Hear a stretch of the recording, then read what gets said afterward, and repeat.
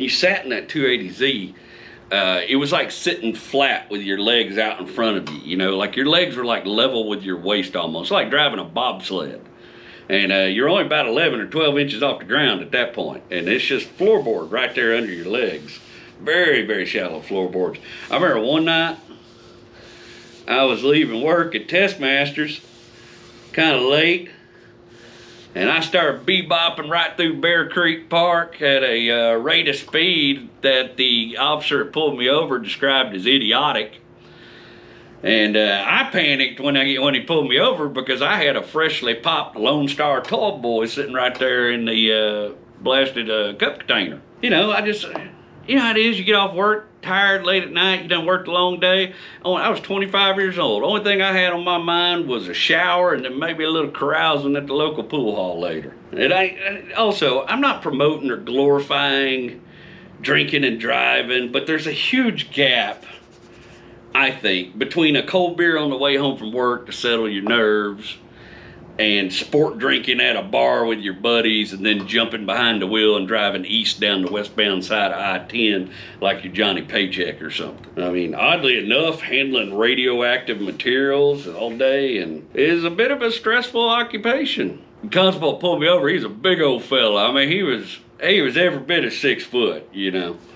He climbed out of that Crown Vic, and I didn't know what to do, so I started looking for somewhere to hide that Lone Star tall boy I just popped open. And I set it down in the passenger floorboard, but the damn thing still stood up past the stick shift of the car because the floorboard was so shallow. So I didn't know what to do. I was panicking, you know?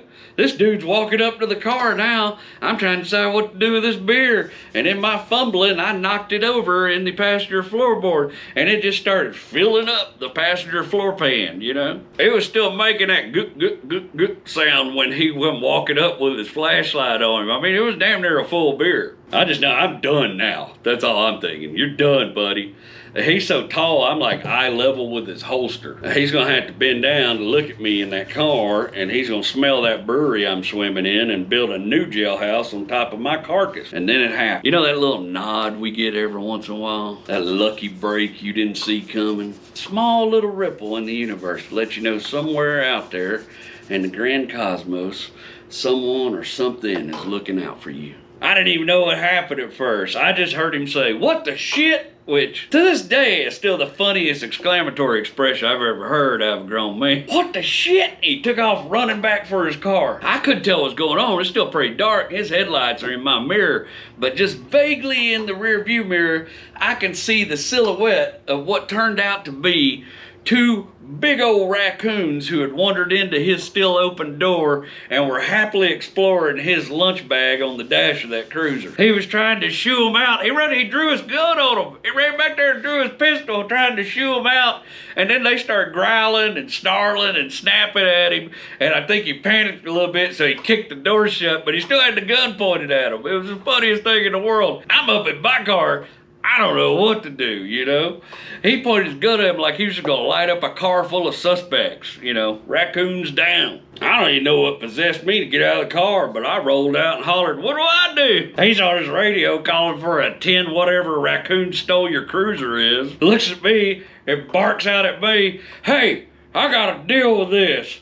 Stop whipping through here like some kind of idiot. I don't want to have to peel that car off you one night."